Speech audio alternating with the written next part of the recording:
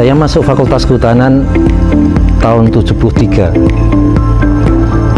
dan menyelesaikan S1 di sini di fakultas. Ya, sekarang saya termasuk orang yang dituakan di Fakultas Kehutanan UGM. Namun ternyata faktanya justru Profesor Naim mendapatkan perlakuan yang sangat tidak pantas diterima oleh dirinya dari beberapa rekan sejawat yang lebih junior di fakultas, yaitu dengan menarik-narik Profesor Naim ke dalam pusaran polemik ijazah sarjana UGM Jokowi yang diidentifikasi merupakan ijazah palsu yang divalidasi oleh pihak Rektorat UGM serta Dekanat Fakultas Kehutanan yang notabene mereka adalah para junior dari Profesor Naim. Perlakuan yang tidak pantas tersebut yaitu dengan adanya pemalsuan tanda tangan Profesor Naim yang diterapkan pada pejabat dekan yang melakukan legalisasi salinan ijazah UGM palsu Jokowi, yang mana salinan ijazah tersebut digunakan dalam pencalonan Jokowi untuk menduduki sebuah posisi jabatan publik sejak tahun 2005 sampai dengan tahun 2014. Padahal jelas tercatat bahwa Profesor Dr. Insinyur Muhammad Naim menjabat sebagai Dekan Fakultas Kehutanan UGM pada periode 2008 sampai 2012. Jadi sangat mustahil jika pada salinan ijazah UGM Jokowi yang diperoleh dari KPUD Kota Madya Surakarta sebagai syarat pencalonan wali kota pada tahun 2005 dilegalisir oleh Profesor Naim. Saya barusan melakukan analisis juga terhadap dua legalisasi ijazah terakhir, yaitu 2005 dan 2010 yang diperoleh Pak Bonatua kemarin, dengan perbandingan dari tiga ijazah lainnya, yaitu 2012 dari KPU DKI dan 2014 dan 2019. Dari semua ijazah itu hanya 2019 itu yang formatnya benar. Nah, formatnya benar itu dia proporsional, ya, panjang lebarnya benar. Yang lain ijazahnya rut atau mengkeret, ya, artinya itu tidak benar. Kalau itu harusnya UGM tidak melegalisasi dan harusnya KPU tidak menerima karena ijazahnya berbeda dengan bentuk ijazah yang sebenarnya. Jadi ini membuktikan proses verifikasinya tidak jalan, tidak diverifikasi antara ijazah asli dan ijazah yang dikumpulkan. Dan terlebih-lebih yang dua terakhir 2005 dan 2010, saya tadi beberapa jam yang lalu juga ketemu langsung dengan Pak Bonatua. Sepakat kami bahwa Pak Bonatua akan mengajukan keberatan atau protes, bahkan mengajukan ke KIP, ya, Komisi Informasi Pusat, karena yang diterima itu tidak benar legalisasinya. Satu, legalisasinya tidak berwarna. Itu harus berwarna. Jadi legalisasi yang diterima itu harus cap dan tanda tangannya tanda tangan basah, bukan hanya berupa fotokopi. Kedua, yang paling menarik nih Mas Samar dan semua pemirsa iNews dan juga Pak Ade juga perlu tahu, 2005 dan 2010 itu sama persis. Nggak mungkin, karena beda 5 tahun kok ijazahnya legalisasinya bisa sama persis. Nggak boleh. Jadi harus beda. Meski mungkin legalisasinya hanya sekali, mungkin Pak Jokowi katakanlah atau siapa melegalisasi ijazah itu pada 1 tahun yang sama, katakanlah 2004. Kemudian itu kayak beberapa legalisasi. Nah, digunakan tiap tahun harus beda-beda gitu loh. Bukan terus sama persis. Letak posisi cap, letak posisi tanda tangan, letak posisi legalisasi. Tadi Pak Bonatua harus ada tahun, tanggal, harus ada NIP yang sesuai. Ini makanya ini nggak sesuai.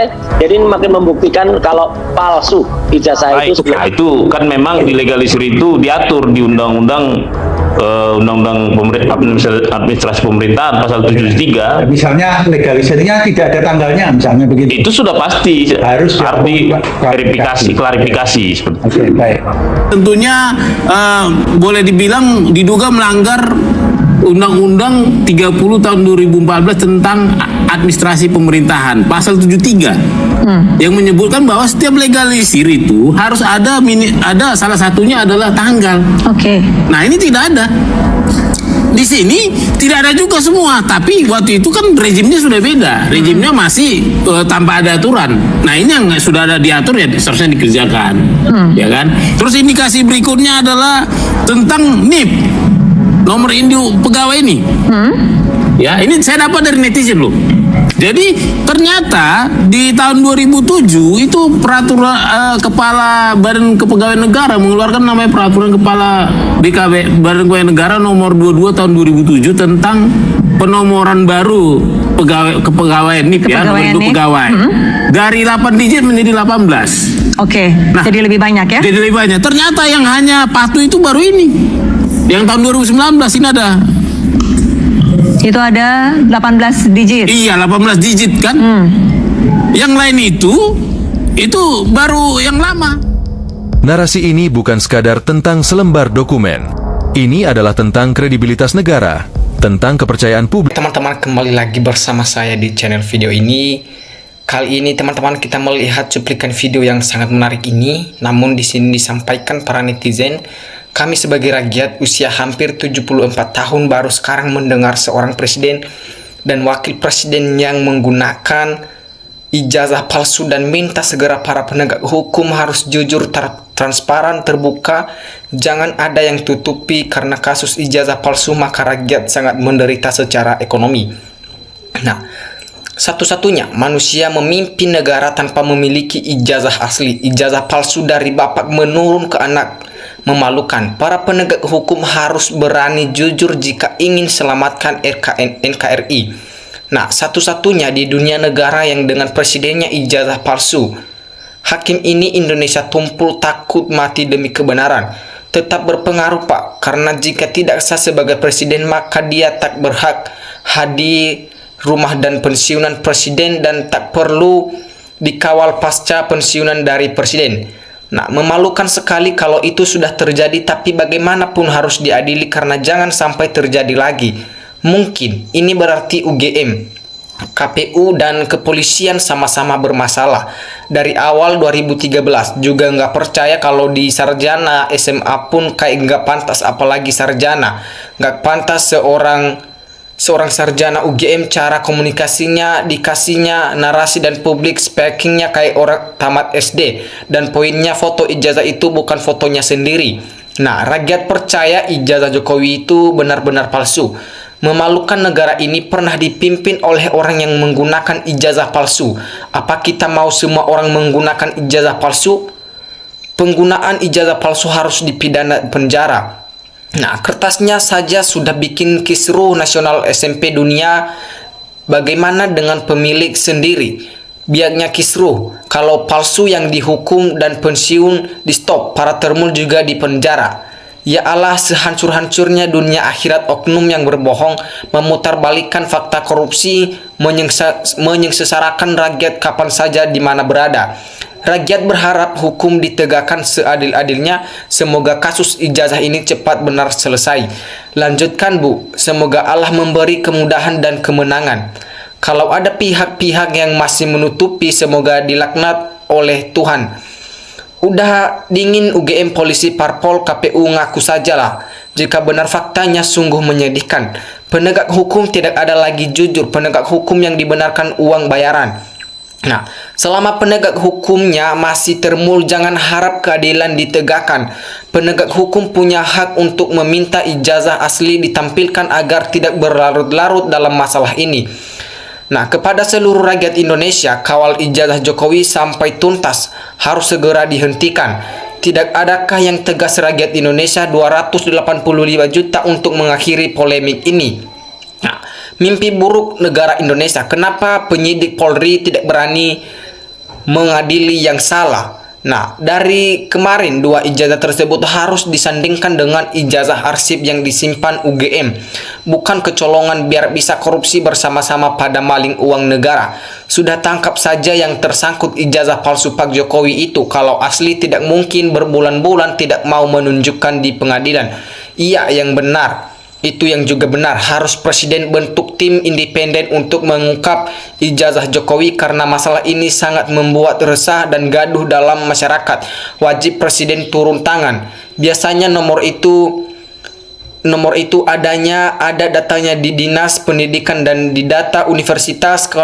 Kalaupun sengaja dirubah datanya pasti ada perubahan waktu termasuk tinggal bulan tahun. Biasanya hal-hal ini pihak pasti tahu, sudah pasti palsu. Jika dia lulus pasti pintar bahasa Inggris, jika lulus S1 belum bisa bicara bahasa Inggris pasti ijazah palsu.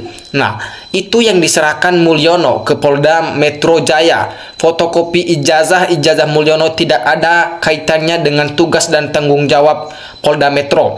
Nah, wajib presiden turun tangan untuk membentuk tim investigasi independen untuk menegakkan kebenaran dan kejujuran penjabat elit politik di negeri ini dan bukti dengan supremasi hukum yang berdaulat untuk pelaksanaan konstitusi negara kita. Nah, Apabila terbukti palsu, jabatan batal demi hukum. Seharusnya dibandingkan dengan ijazah Jokowi dengan ijazahnya sarjana yang lain seangkatan dan sejurusannya. Nah, asli tetaplah asli, palsu juga tetaplah palsu. Nah, pengacara pun tetap palsunya palsu kata kuncinya.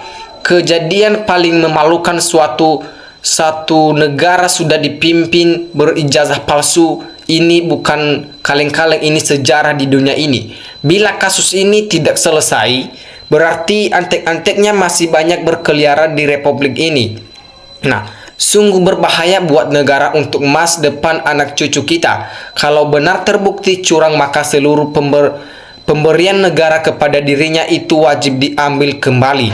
Termul-termul kebanyakan drama Korea, beres krim, institusi kepolisian termul-termul juga sepandai-pandainya termul membohongi rakyat Indonesia akan ketahuan karena kebenaran dan kejujuran itu dilindungi oleh swasta.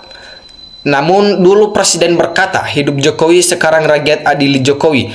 Rektor UGM dan yang semua bersangkutan dengan ijazah palsu mantan Presiden ke-7 wajib segera diperiksa, diadili dan dihukum seberat-beratnya sesuai masalah yang sudah dilakukan.